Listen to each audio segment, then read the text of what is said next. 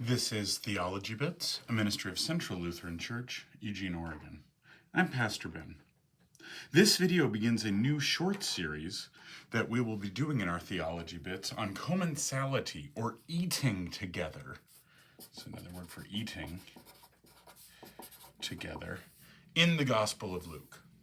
This is a through line in the Gospel of Luke that Jesus continues to eat with many people, but especially sinners and tax collectors.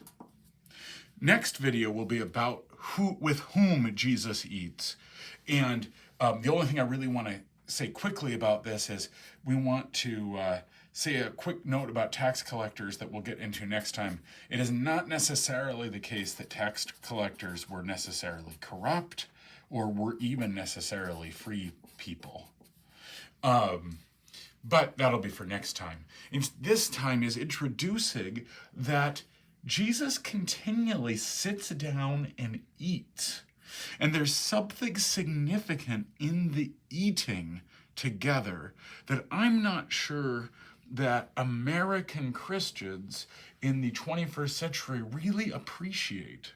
And so this video is going to try to get to some of the big questions. And maybe the biggest question is, for why all this fuss about it? Why all this fuss at this point about with whom we eat and why do people get upset when Jesus wants to eat with people they don't want to eat with? What's the big deal? That question is really at the heart of this. What is it about eating that matters so much? Well, as you might know from reading the Gospels, or if you know Jewish tradition at all, but this is more in the Gospels than anywhere else, there's a variety of restrictions about eating. First, most probably obvious, is what one can eat. Today it's kosher laws. They didn't have that word exactly when Jesus was alive, but you have simply that question of what you could eat. You could only eat certain things. Believe it or not, that wasn't that much of an issue for Jesus's ministry because he's working in a Jewish world as a Jewish person, and so what was served was usually appropriate. Few minor examples of some shifts in that.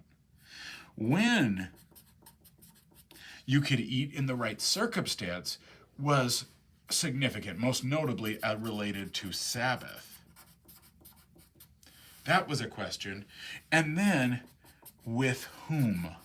This is one that's not so present in Judaism today, but seems to be a clear component of at least what the Gospels are presenting. There's been debate among scholarship on that point, but this question, and then, I should have the same color there, and then the preparation before one eats, the proper way one eats. Usually, and in the Gospels it shows up most often as through a cleaning or washing of the hands, though there's some other things as well. So a variety of issues come up with eating, but it doesn't really explain why. What's the big deal, and why was this so significant? Well, there were a variety of reasons, but the biggest one is something got put together in the ancient world that is simply not put together in our world. That is the practice of eating and the practice of worship. For any number of reasons, these things become connected. And there's probably a variety of reasons for it that go back a long time. That is, if you look at the early Hebrew Bible where you see discussion of temple sacrifice, if you look carefully at it, that when an animal is sacrificed, which is a worship action, portions of the animal are usually burned on the altar. The rest of the animal is butchered and distributed to the community who then eats it. So there's always been this kind of connection between worship and eating. But what another development, particularly popular so far as we could tell around the group called the Pharisees. I say as far as we could tell because we only have one Pharisee who left us any writings, who's the Apostle Paul. And so we don't have anything from before Paul's conversion, nor do we have any Pharisees' writings that survive to us. Maybe a little bit Josephus, but that's a little confusing. And so, as a result, it's always what other people said about them or later tradition says about them. But let's go with it and say the Pharisees seem to really have developed this where the dinner table becomes primarily a place of worship. And they did that in order to be welcoming people to worship. What if you couldn't make it to synagogue? Well, when you get together to eat, you're in a space of worship. And so, when they're eating together, they're worshiping together. So what is this whole deal about preparation or with whom or when or what? Well, we have to understand a little bit about ritual and purity rules. That is, to be pure, it was a ritual category, and you did some rituals in order to become pure. And the biggest one usually was washing, cleaning your hands. It had nothing to do with germs. It had to do with, how do I prepare myself for worship? And a purity law, real quickly, was not the same thing as morality. Morality was if you were acting immorally, the solution to that was not go do a ritual, it was change your behavior, it was ethical. Purity is, how do I prepare myself for worship? And it's not necessarily being a good or bad, or acting well or poorly. It's, I'm going to take seriously that I'm entering into a new space of worship. This is a place that I'm worshiping God, that I'm serving God and God is serving me. And so when Jesus is eating with all of these people, he's worshiping with these people. See, it wasn't about the food. It was about the presence before God. And so this is why so frequently a thing that Jesus does an awful lot with these meals in the Gospel of Luke is forgiveness. After all, we're talking about sinners and tax collectors. Why would he do that? Because forgiveness is always a worship act.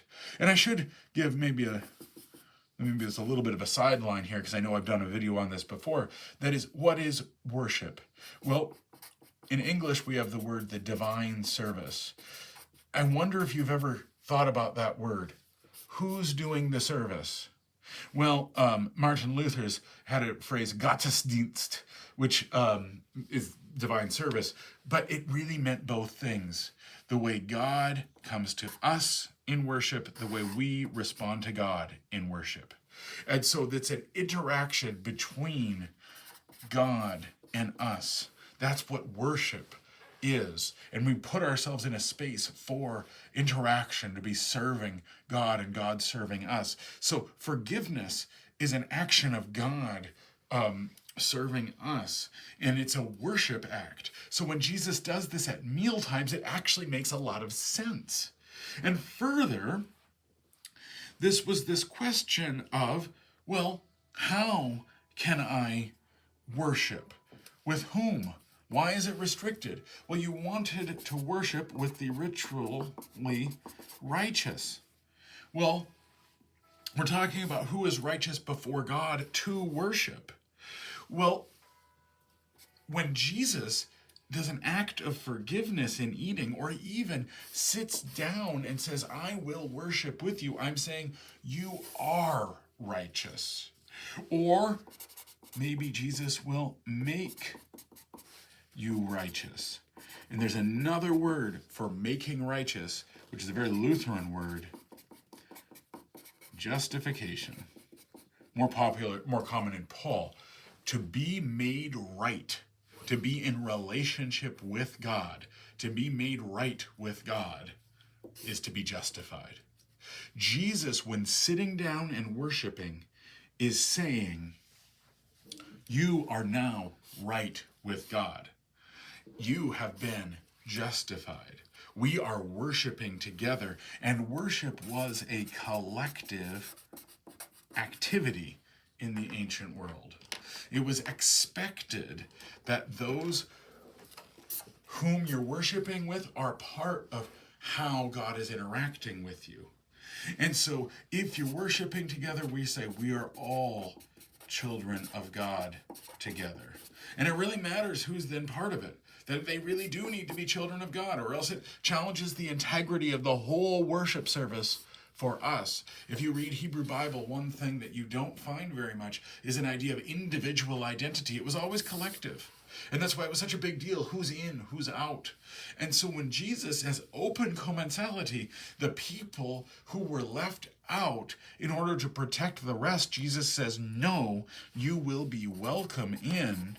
And you're going to be welcome in not because you're going to ritually corrupt everyone, but instead, Jesus has made you all ritually pure. He hasn't abrogated the system. He's simply changed how people are prepared to worship together. So all of this is just an introduction to what's the big deal with eating. It was a worship activity. In the subsequent videos, we're going to talk about other aspects of Jesus's meals with people. But this first one gives us the framework. Thanks for watching. I'm Pastor Ben.